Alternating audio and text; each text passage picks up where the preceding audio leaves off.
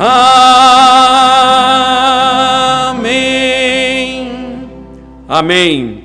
Leitura, irmãos, de Êxodo, capítulo 20. Vamos do verso 18 ao verso de número 26, mas nossa exposição será do verso 22 ao 26.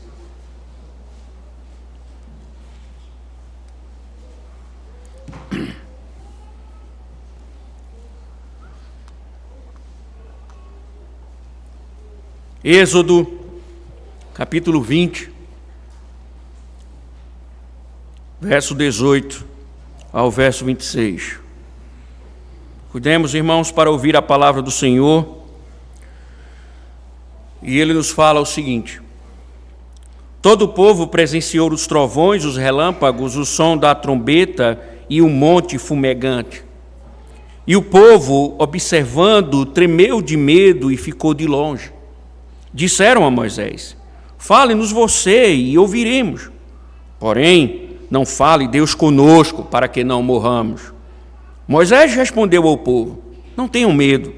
Deus veio para provar vocês e para que o seu temor esteja diante de vocês, a fim de que não pequem. O povo estava de longe, em pé. Moisés, porém, se aproximou da nuvem escura onde Deus estava. Então o Senhor disse a Moisés: assim você dirá aos filhos de Israel: vocês viram que dos céus eu lhes falei. Não façam deuses de prata ao lado de mim, nem façam para vocês deuses de ouro. Façam um altar de terra para mim, e sobre ele vocês sacrificarão os seus holocaustos, as suas ofertas pacíficas, as suas ovelhas e os seus bois. Em todo lugar onde eu fizer celebrar a memória do meu nome, virei até vocês e os abençoarei. Se vocês fizerem um altar de pedras para mim, não façam de pedras lavradas, pois se fizerem uso de ferramentas, vocês terão profanado o altar. Nem subam ao meu altar por degraus, para que ali não seja exposta a sua nudez.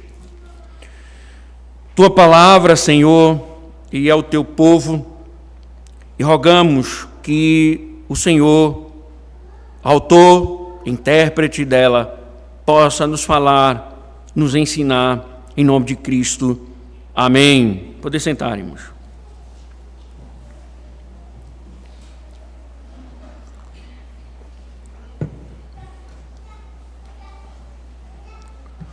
Qual é a adoração que agrada a Deus?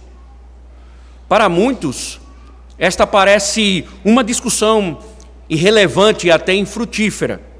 Afinal, o que poderia haver de errado quando pessoas se reúnem de diferentes formas para celebrar e louvar a Deus? Ou que haveria de pecaminoso em um ajuntamento de pessoas que com alegria dançam, choram, gritam, se ajoelham ou fazem encenações em nome do Senhor? Como práticas dedicadas a Deus poderiam, de alguma forma, ofendê-lo? Vivemos em tempos em que muitos desejam adorar a Deus, mas rejeitam sua revelação sobre como Ele quer ser adorado. Há um espírito de independência mudando o culto segundo os desejos do coração humano, ignorando que o próprio Deus é quem define como devemos nos aproximar dele. Segundo as Escrituras, não são as nossas intenções sinceras que determinam o que lhe agrada, mas a sua vontade revelada. Sim, ainda que seja feito para Deus, objetive agradar a Deus, se não for conforme Ele ordena, torna-se uma ofensa diante dele. E é isso, mais uma vez, que Israel está aqui sendo instruído. No episódio anterior, conforme nós lemos para sermos introduzidos contextualmente, o povo, tomado de medo e certo de que morreria, clamou por um mediador. E Moisés já havia sido designado para isso. E a narrativa termina como Moisés assumindo, de fato, diante dos homens, esse posto, adentrando numa nuvem escura, onde Deus estava. O que nos chama a atenção, irmãos, é que ali, mais uma vez, Moisés está a receber do Senhor uma coleção de leis que vão se estender até o capítulo 23, na qual o próprio autor chama de Livro da Aliança. Não se trata de novos mandamentos em essência, mas aqui, irmãos, de instruções religiosas, morais e sociais aplicadas a uma realidade concreta em Israel. Em outras palavras, o que nós vamos ver a partir de hoje é a lei de Deus sendo colocada em prática no cotidiano do povo. É a aplicação dos 10 mandamentos diante das demandas de uma sociedade israelita. E, de forma muito significativa, essa coletânea de instruções, essa coletânea prática, começa justamente com a adoração, tratando da proibição de ídolos e das orientações para os altares. Da mesma forma que Deus começa os seus mandamentos falando sobre culto, adoração e que Ele é o único a ser adorado, Deus inicia a aplicação de sua lei, instruindo o povo sobre proibição de ídolos e sobre os altares. E o que Deus deixa claro? Deus está proibindo ídolos de ouro e de prata e também altares feitos de pedras lavradas, ou seja, pedras trabalhadas por ferramentas. E desobedecer a essa ordem seria uma grave ofensa, seria profanação. E profanar aqui significa tentar cultuar a Deus, tentar adorar a Deus, o Deus verdadeiro, de forma errada, de forma idólatra, profana e inaceitável. Mas o que isso tem a ver conosco? O que isso tem a ver conosco? Tem tudo a ver, meus irmãos, porque esse texto, ele revela princípios permanentes que nos mostram 2 características essenciais da adoração que Deus aceita, as quais devem guiar não apenas o nosso culto público, mas também nossa vida diária com Ele. Logo, irmãos, qual é a adoração que agrada a Deus? Em primeiro lugar, o princípio é a adoração que agrada a Deus flui de sua vontade. Veja o verso de número 22. Então o Senhor disse a Moisés: assim você dirá aos filhos de Israel: vocês viram que dos céus eu lhes falei. Contextualmente, irmãos, nós estamos diante de um ambiente que revela fogo, fumaça, trovões e trombetas. Tudo isso aterrorizava os israelitas diante, claro, de uma presença gloriosa. O Deus estava gloriosamente ali, sendo revelado no pico do monte. E entre o barulho, o esplendor de sua revelação, nós vimos que a voz de Deus estava ecoando. Em meio a todo aquele estardalhaço glorioso, em todo aquele movimento de glória, acima do monte, Deus estava comunicando a sua vontade. E aqui, irmãos, introdutoriamente, a ênfase está recaindo justamente sobre isso. Vocês viram que dos céus eu lhes falei. Isto é, irmãos, por mais que entendam, Moisés esteja num processo de mediação, ele esteja sendo aquele que sobe e desce e revela a vontade de Deus, Ou seja, por mais que a vontade divina esteja sendo mediada por um homem, neste caso Moisés, Deus está chamando a atenção que o conteúdo é de autoridade divina. Embora Deus esteja comunicando por meios terrenos, ela é provinda dos céus, não da terra. E claro, com esse preceito básico, deveria ser obedecida. Então, o que nós estamos percebendo, ou se percebe introdutoriamente, é que a lei de Deus, ela tem o seu aspecto prático. Os mandamentos de Deus visa a praticidade. Ela intenta, a lei, moldar, guiar, dirigir as ações do seu povo. Ela é volitiva, não é apenas informativa, não é apenas para lhe dar uma competência intelectual a respeito dela, ou afetiva, para despertar os seus sentimentos, mas requer submissão prática à vontade em obediência ao que Deus ordena. Deus está ensinando que sua lei é prática e que o povo deveria colocá-la em prática na sua convivência. O povo já estava ciente disso, irmãos. Volte para o capítulo 19 e veja na relação pactual Deus tratando desses termos. Veja o verso número 5. Agora, pois, se ouvirem atentamente a minha voz e guardarem a minha aliança, vocês serão a minha propriedade peculiar dentre todos os povos. Aqui, irmãos, a palavra hebraica, guardar, no contexto das Escrituras, implica aquilo que deve ser protegido, vigiado, obedecido com diligência.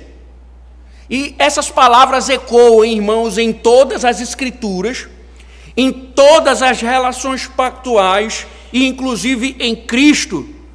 Porque em João capítulo 14, Jesus disse: se vocês me amam, guardarão, a mesma expressão utilizada, os meus mandamentos.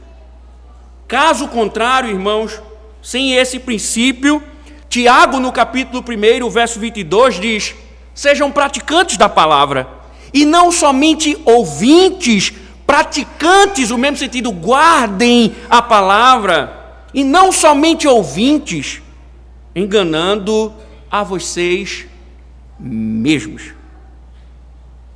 É claro, irmãos, então, diante disso, que nós indagamos.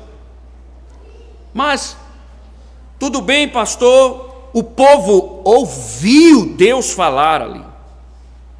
O povo tem a consciência, Deus desperta a consciência do povo, lembrando de que Ele era aquele ou a origem da lei, de que a aplicação era sua vontade revelada.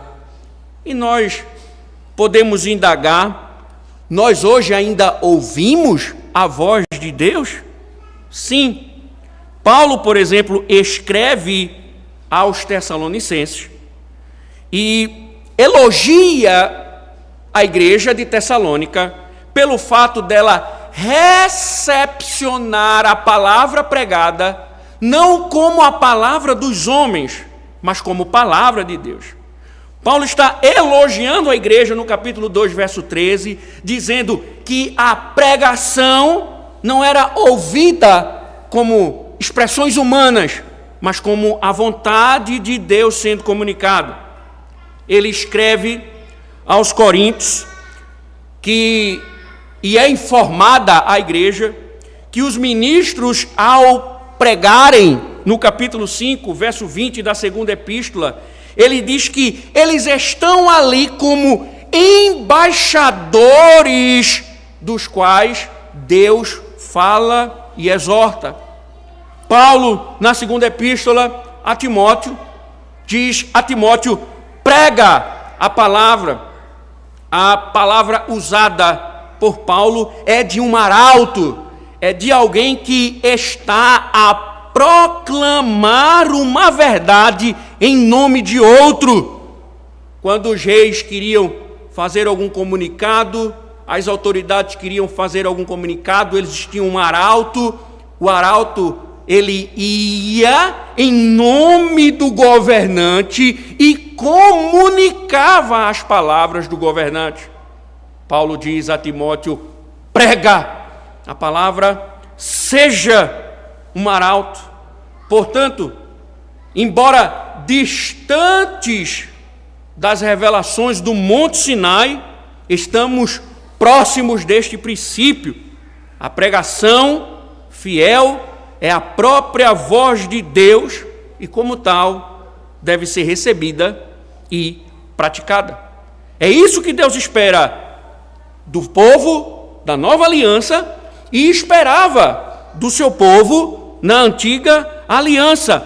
Vocês viram que dos céus eu lhes falei. De quem estamos, irmãos, recebendo instruções e orientações e direção?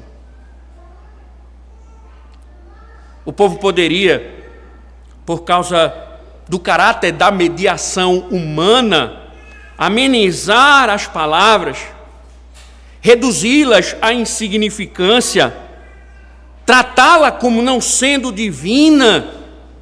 Então, a quem estamos ouvindo? Aquele que se ergue dominicalmente fala em nome de si mesmo ou de Deus? Se entendermos que é um simples homem a falar de coisas sublimes, não temos muito o que comemorar. E tudo vai se resumir às nossas disposições, o fato de querermos ou não seguirmos. Agora, se esse princípio que se revela em Êxodo e que permeia todas as Escrituras estiver no nosso coração, automaticamente nós entenderemos que todos os domingos, através da exposição da palavra, Deus nos fala. Que embora exista um meio humano de comunicá-la, é a boca de Deus sendo exposta. Embora seja um homem com suas imperfeições a comunicá-la, é o próprio Deus dirigindo a sua congregação. É o próprio Deus dirigindo, falando, ensinando, instruindo, exortando, animando, consolando, fortalecendo o seu povo. Sobre esse princípio, o Catecismo Maior de Westminster responde à pergunta 160, o que se exige dos que ouvem a palavra pregada. Ele responde da seguinte forma: recebam a verdade com fé, amor, mansidão e prontidão de espírito, como a palavra de Deus, que a escondam nos seus corações e produzam os devidos frutos em suas vidas. Repito, o que vocês devem fazer quando estão ouvindo, ou o que se espera de vocês quando vocês estão ouvindo a pregação? Escondam nos seus corações e produzam os devidos frutos em suas vidas. O puritano Richard Baxter, ele diz, prestem atenção: não é o ato de ouvir sermões que alimenta a alma. Não é o ato de ouvir sermões que alimenta a alma, mas o digeri-lo. Um homem pode ser um ouvinte constante e ainda assim perecer, porque não é praticante. Devemos cuidar, irmãos, para não sermos como o personagem tagarela. Quem lê o livro O Peregrino de John Bunyan deve lembrar. Ele tinha a Bíblia e a doutrina cristã na ponta da língua e discorria fluentemente sobre qualquer assunto religioso, mas era um completo estranho ao poder da piedade em sua vida pessoal e familiar. E aí Thomas Watson, outro puritano, diz: ouvir a palavra é o semear da semente. Praticar a palavra é a colheita da seara. Apenas ouvir aumentará a nossa condenação se não obedecermos ao que ouvimos. Então, irmãos, ao ouvirmos o Senhor falar sobre o dia de descanso, o dia do Senhor, deveríamos investigar nossos corações, prioridades e negligências e nos arrependermos. Quando o Senhor se dirigir à congregação, despertando o seu povo para a guarda do dia do Senhor, deveríamos investigar, parar, pensar e priorizar as ordenanças do Senhor. Quando nossa divisão é denunciada, o que o Senhor espera? Que se busque a reconciliação, o amor fraternal. Quanto aos líderes, quando exortados a respeito da negligência, a atitude de arrependimento é esperada. Isto é, irmãos, ele requer uma resposta prática, obediente, de abandono dos pecados. Ele não quer simplesmente que haja uma competência intelectual para reproduzir os mandamentos de Deus ou os mandamentos dele. Ele não quer simplesmente despertar a nossa massa cefálica para que ela compreenda, memorize. Ele quer prática. Ele quer que seja praticada. Ele quer que seja exercitada. Ele quer que seja vivida.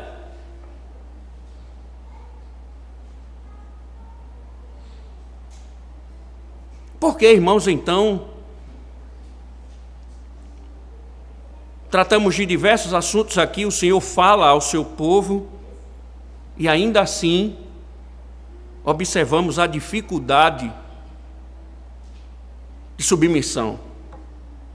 Talvez, irmãos, exista muito tagarelas entre nós, transbordando conhecimento da teologia reformada, que já leram livros e livros e que já se sentem indignos de conviver com os ignorantes. Talvez já estejam entre os deuses no Monte Olimpo do conhecimento. Há muitos intelectuais, talvez, muitos concursados em teologia, muitos que já transbordam conhecimento, mas o que discorre na língua não escorre na vida. Sabem muito, mas não vivem o que professam. Sabe aquela coisa, minha igreja agora ela está sendo doutrinada, agora ela está sendo alimentada, agora ela está sendo ensinada, nós vivemos uma nova época. E aí, nós voltamos os nossos olhos para as outras igrejas e dizemos: não, ali carece de teologia, ali carece de ensino, ali carece de aprendizado. Mas deixa eu te dizer uma coisa: maior juízo está sobre vocês. A ignorância deles, Deus julgará dentro da ignorância deles, mas vocês serão muito mais julgados com severidade, porque o que vocês praticam não é mais fruto de uma ignorância, é simplesmente de rebeldia. Vocês violam o dia do Senhor, não é porque vocês não sabem que o domingo deve ser guardado, é porque vocês são rebeldes. Vocês vivem divididos, não é porque vocês desconhecem o amor fraternal, é porque vocês são rebeldes. O problema não é mais conhecimento, é rebeldia. Sabem muito, mas não vivem o que professam. São zelosos dos detalhes teológicos, defensores das fábulas, mas ineficientes na prática. Como os fariseus, atam fardos pesados de ortodoxia nos outros, mas não produzem fruto. O Senhor não quer isso. Veja, Israel, eu falei a vocês. Apliquem a minha lei. Vivam a minha lei. Deus, irmãos, automaticamente vai agora exigir ao povo que isso seja praticado no culto. Com aquilo que falamos. Deus não tem somente interesse na minha vida privada. Ele tem interesse na minha vida litúrgica, na minha adoração comunitária. Ele tem interesse no culto. Ele tem o interesse na forma que eu adoro a Deus. E a lei, justamente agora, a instrução é que ela seja aplicada na adoração. Porque não é somente a vida que exige praticidade, mas a adoração também. Então, qual é a adoração que agrada a Deus? Em segundo lugar, óbvio, é a adoração que não imita as práticas mundanas. É a adoração que não imita as práticas dos povos pagãos, do mundanismo. Veja o verso 23 ao 26. Mesmo capítulo, verso de número 23 a 26. Veja o que o Senhor diz. Não façam deuses de prata ao lado de mim, nem façam para vocês deuses de ouro. Façam um altar de terra para mim, e sobre ele vocês sacrificarão os seus holocaustos, as suas ofertas pacíficas, as suas ovelhas e os seus bois. Em todo lugar onde eu fizer celebrar a memória do meu nome, virei até vocês e os abençoarei. Se vocês fizerem um altar de pedras para mim, não façam de pedra lavrada ou de pedras lavradas, pois se fizerem uso de ferramentas, vocês terão profanado o altar. Nem subam ao meu altar por degraus, para que ali não seja exposta a sua nudez.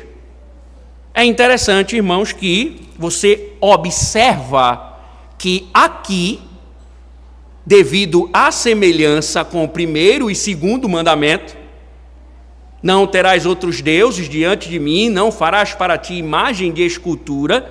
Observe que há uma aplicação desses mandamentos agora.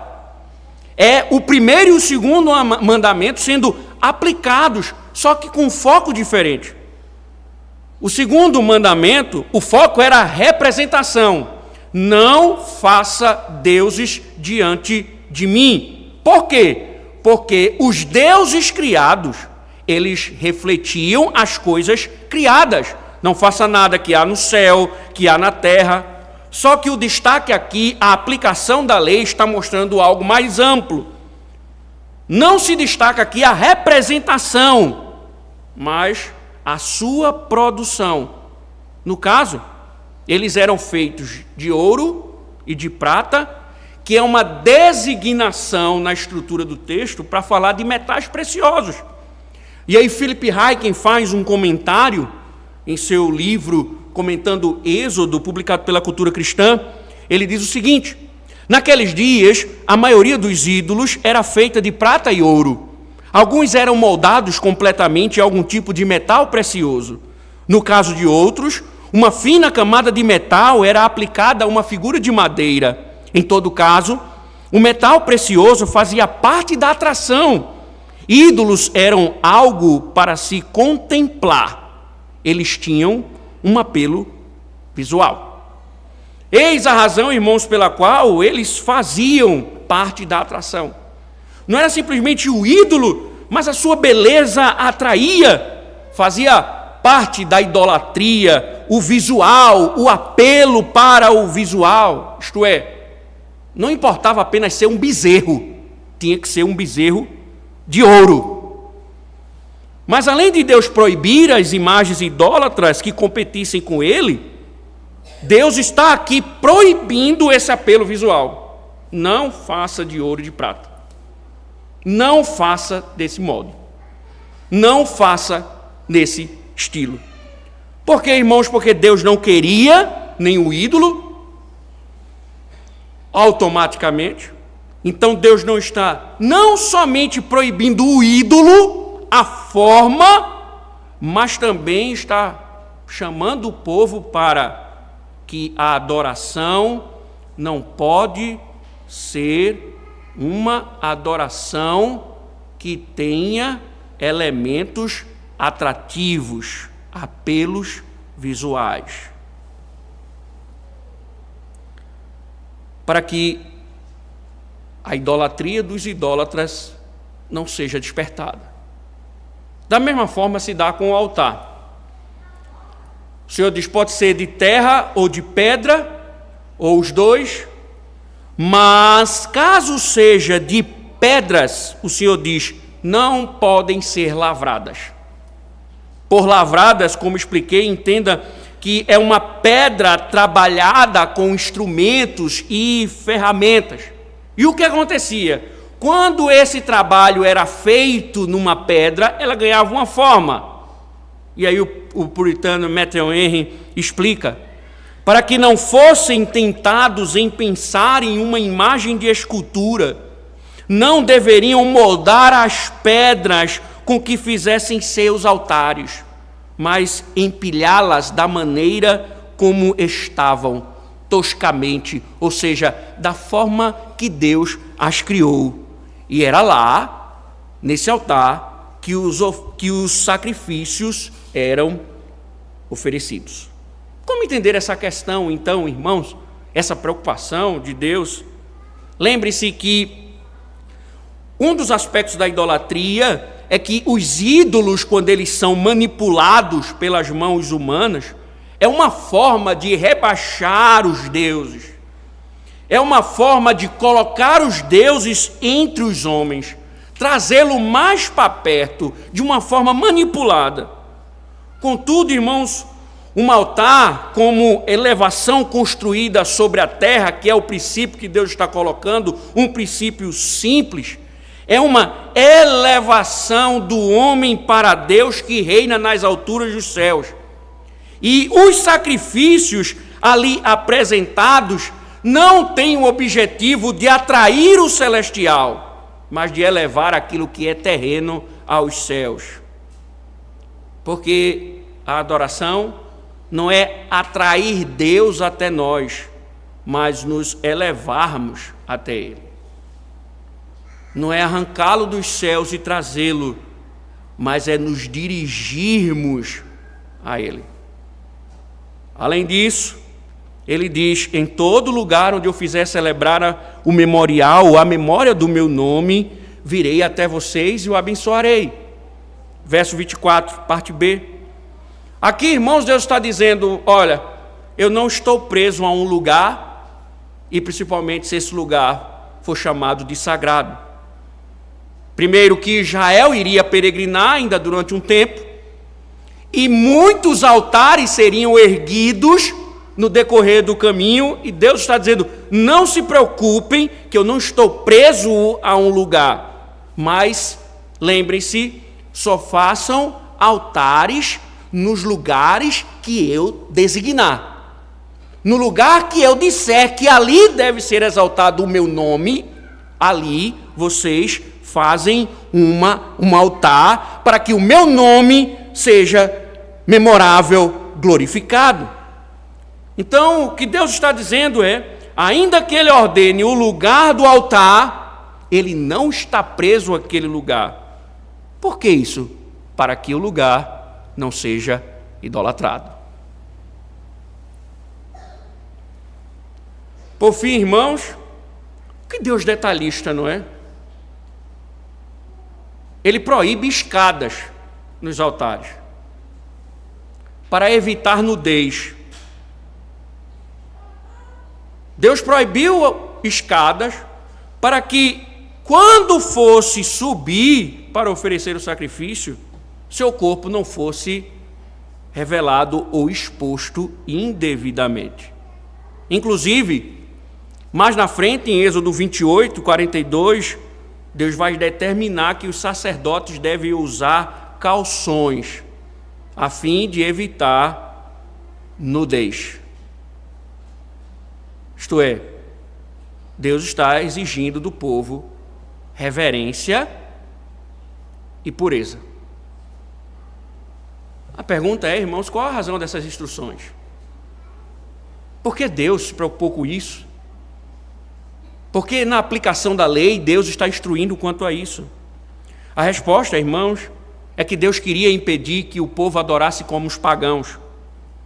Construir altares de blocos retangulares, edificar pirâmides de degraus em lugares especiais, adorar sem roupa, essas eram práticas comuns na Mesopotâmia. Quando os cananeus adoravam seus ídolos, eles faziam em altares de pedras lavradas para forjarem seus ídolos, construídos sobre pedestais por motivos de espetáculo. Também, irmãos, a adoração cananeia era uma adoração obscena. Relatos arqueológicos mostram que eles combinavam idolatria com prostituição ritual e outras formas indecentes. No culto cananeu, tinham prostitutas litúrgicas dispostas a praticarem atos libidinosos para agradar os deuses. Todos esses pontos faziam parte da idolatria dos cananeus e Deus estava impedindo que o seu povo imite os pagãos. Às vezes somos tendenciosos a imitar outros, irmãos, roupa, corte de cabelo, bigode, barba, modelo de automóvel. Qual o problema nisso? Nenhum. Desde que não seja fruto de uma cobiça pecaminosa. Mas o princípio da lei aqui aplicado está nos mostrando que, quanto à adoração, nós não precisamos imitar ninguém, só obedecer. Não precisamos inventar, basta a gente praticar a palavra, aplicar a palavra. Isto é, Deus está ensinando uma coisa pertinente que esquecemos, que a adoração é acultural. Ou seja, a adoração, irmãos, ela não se baseia no movimento da época, nos fenômenos midiáticos, na música do momento, nos teólogos famosos, nas igrejas emergentes, mas ela tem um único fundamento: a vontade de Deus. Então, não importa se a maioria das mulheres ou das igrejas estão ordenando mulheres, não importa se algumas igrejas botam pastoras para pregar, não importa se algumas igrejas, inclusive presbiterianas, têm colocado mulheres para pregar no domingo, ou não importa se festejam as festas juninas com o nome gospel, ou não importa, irmãos, se encanta a manada com sons enfeitiçantes de berrantes gospel, supondo que são levitas. Importa é o que Deus diz, é o que Deus fala. E Ele exige que o adoremos da forma correta, da forma como Ele quer. Não precisamos imitar os outros. Isso implica dizer, irmãos, que, como acabamos de ver, não precisamos de ídolos espetaculares, não precisamos de ouro, não precisamos de prata, isto é, nós não precisamos de ostentação. E assim como diz o rico falecido John MacArthur, destruíram o apetite das pessoas pela verdadeira adoração e pela pregação da palavra de Deus com estas coisas. Porque, irmãos, O que Deus está mostrando é que nada aqui deve ser colocado para chamar a sua atenção. Porque tudo deve nos levar a Deus. Além disso, irmãos, o que deve nos impressionar não é o aparato externo, mas a voz de Deus. O que deve nos chamar a atenção não é o que nós estamos vendo, mas o que nós estamos ouvindo. E por vezes nós estamos tão preocupados com aparelhos de ar-condicionado que no meio da pregação nós estamos ligando, desligando, mudando, desmudando. Nós estamos tão preocupados com o instrumento que nos preocupamos na hora da pregação se o instrumento está ligado ou não. Enfim, nos preocupamos com muitas tantas coisas e desprezamos a voz de Deus.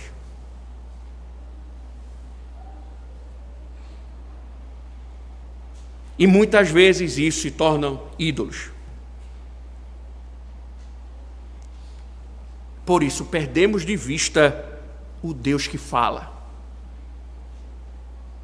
Perdemos de vista que Deus está se erguendo em direção à congregação.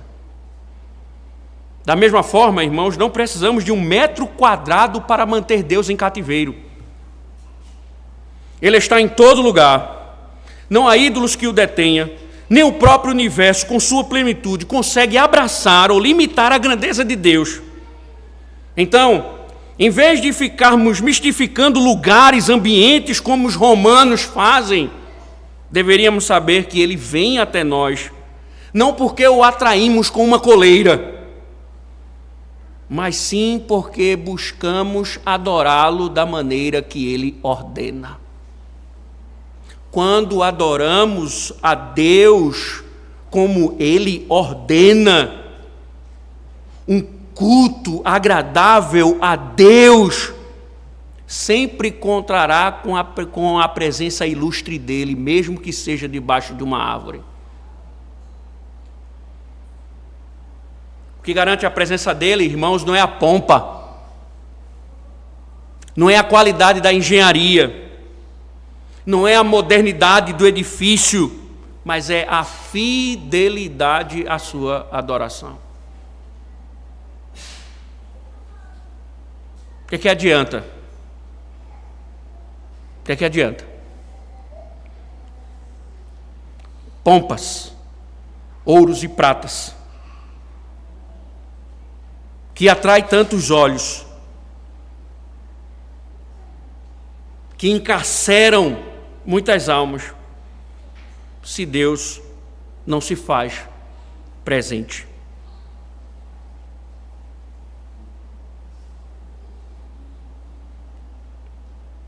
Logo, irmãos, nossa preocupação deveria ser com a nossa reverência. O princípio aqui os cananeus eram promíscuos. E a irreverência se dava justamente porque subiam os altares, permitam-me a expressão, e as partes íntimas eram reveladas. Os glúteos ficavam à mostra. Isso é o mais simples. Porque na liturgia, sexo era praticado de uma forma idólatra. O Senhor está dizendo que o culto deve ser reverente. A nossa forma de vestir deve ser reverente. A forma como nós estamos no culto deve ser reverente.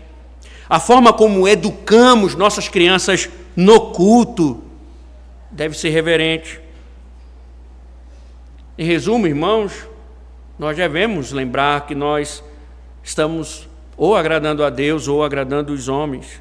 E aí, o que adianta uma igreja lotada, dízimos gigantescos, enquanto Deus nos reprova pela nossa irreverência? Então, não é somente estar. O começo, de fato, é este: você está a atender a santa convocação, mas é também estar em reverência. Porque Deus não procura uma religião show, como diz John MacArthur, mas um culto simples e reverente. E reverência, irmãos, não só atinge aqueles que adoram equivocadamente, mas aqueles que têm uma liturgia bíblica.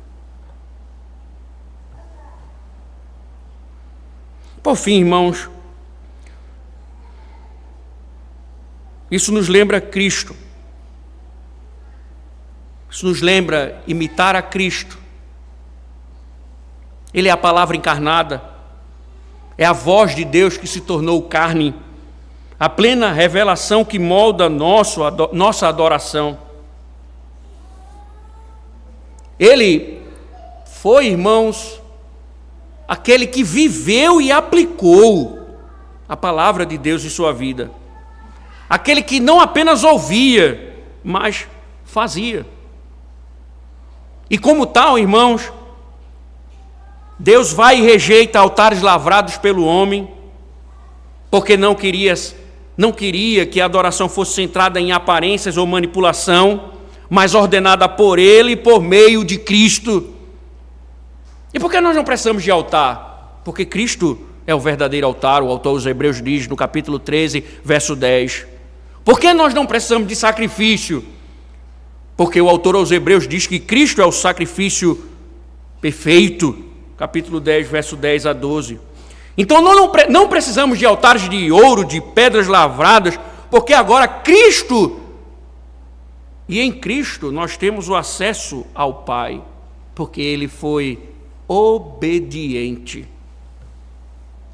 E Deus proibiu imitações mundanas no culto, porque em Cristo Ele quis mostrar que reside toda a adoração que agrada ao Pai em espírito e em verdade. Isso significa, irmãos, que ela não é moldada pelas práticas do mundo ou pelos apelos visuais de ostentação. Ela está ancorada na verdade de Cristo e sua palavra e fluindo do Espírito que habita em nós. Então, irmãos, em resumo, a adoração que agrada a Deus é fundamentada em Cristo, a palavra viva que desceu do céu, o mediador perfeito da nova aliança, o verdadeiro altar e sacrifício, o que nos chama a uma adoração em espírito e em verdade. Nós não precisamos de pompas, precisamos de Cristo. Ele é o centro e o padrão da adoração que agrada a Deus, guiando-nos a obedecer a sua voz e cultuar de forma santa, sem imitações mundanas, mas conforme a vontade revelada de Deus. Por fim, irmãos, se queremos agradar a Deus, primeiro, uma adoração agradável, ela é aquela que reflete a vontade de Deus. Ela é aquela que reflete, que aplica a palavra de Deus e não imita o mundo. Não imita o mundo. Se não seguir esses dois princípios, irmãos, pode atrair pessoas, pode lotar igrejas, pode abarrotar estádios, pode fazer gente sorrir, pular, berrar, desmaiar, ressuscitar, mas Deus não estará lá. Assim como não está com aqueles que deliberadamente ouvem a sua palavra e a desprezam. Santificado seja o teu nome, Senhor, para todo sempre, diante da tua lei exposta, que nos chama, Senhor, e trata, ó Deus, conosco. Obrigado, Senhor. Obrigado, porque muitas vezes esquecemos, Senhor, dos teus preceitos, esquecemos, ó Deus, da diligência quanto à submissão à tua lei, e por isso nos tornamos intelectuais e desprezamos, Senhor, as relações práticas dos teus mandamentos. Fugimos, Senhor, da nossa responsabilidade, e isso também desencadeia numa adoração falsa, porque desordenados quanto ao entendimento, buscamos, ó Deus, estímulos, buscamos nos apropriar, ó Deus, imitar aqueles que nos cercam com suas idolatrias, com os seus jeitos, com os seus modos, com o seu mundanismo, Senhor. Livra-nos disto, ó Deus, e nos faz amar a Tua lei, não só para vivê-la, mas para também Te adorar como o Senhor ordenas. E a glória, no final, será toda Tua, para todo sempre. Amém. Cantemos, irmãos.